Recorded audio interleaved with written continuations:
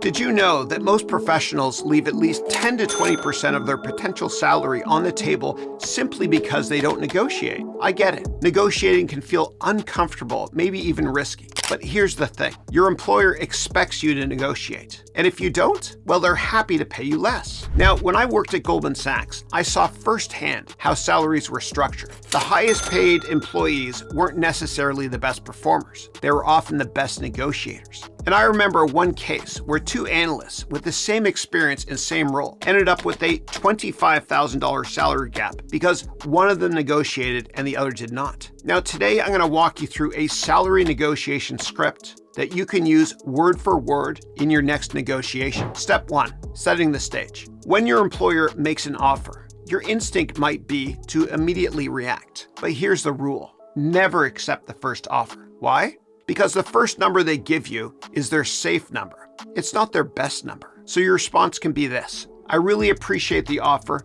and the opportunity to contribute to the team. But given my experience, the results I've delivered, and you're going to list specific results on projects or skills you've accomplished, and the industry benchmarks, I was expecting a number closer to X. Can we please explore a compensation package that reflects that? Now, notice 3 things. Number 1, gratitude.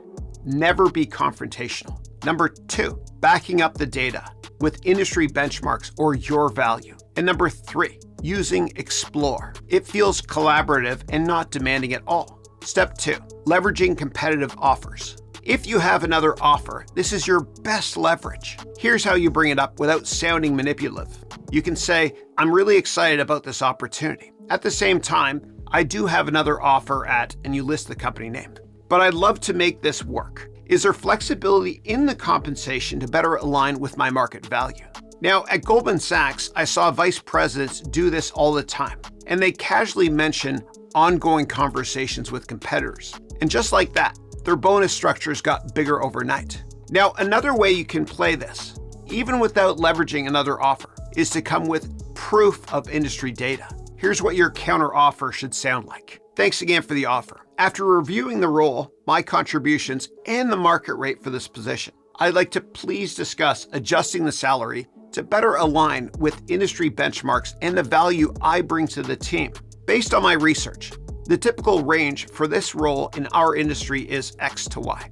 And given my experience, and here you list your skills, and my contributions to list your accomplishments, I would like to discuss a salary in the range of X to Y. Please let me know if this would be possible. And here's why this works. Number 1, you anchor your ask with market data, not emotions. Number 2, you're highlighting your unique contributions. And lastly, number 3, you make it a collaborative discussion and not a demand. Step 3, adding additional benefits. Now, salary is not just about base pay. If they push back on the number, you can shift to perks. For example, a performance-based bonus. Tell them this. What about a performance-based bonus structure? Equity or stock options? Tell them this. Can we explore equity as part of the package? Professional development. You can say something like this. Can we allocate a budget for further education or leadership training? Now, I once had a student who could not get his salary increased, but he negotiated with a massive amount of stock options, which later increased materially in value.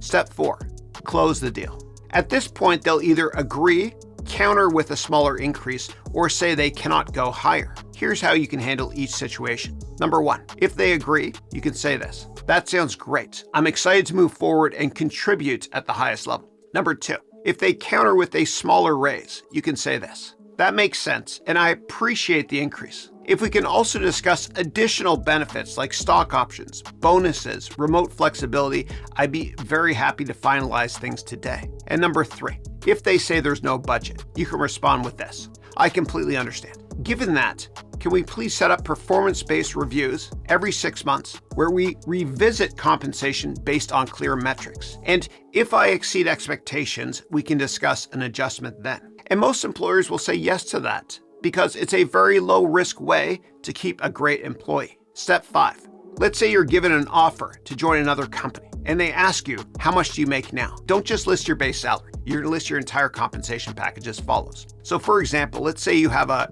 current base salary at your current job of $100,000 and you get $20,000 each year in stock options. And you also get free daycare for your kids, which is say 10 grand, and you get health care, which is another 10 grand. That's 40 grand in benefits plus your $100,000 base salary. You tell them your compensation package is $140,000 and negotiate with that. Now, of course, if they ask you to break it down, you'll be completely ethical and break it down to them as well. Hopefully with these tips, you'll be well on your way to earning a whole lot more at your next role. And remember, closed mouths don't get fed.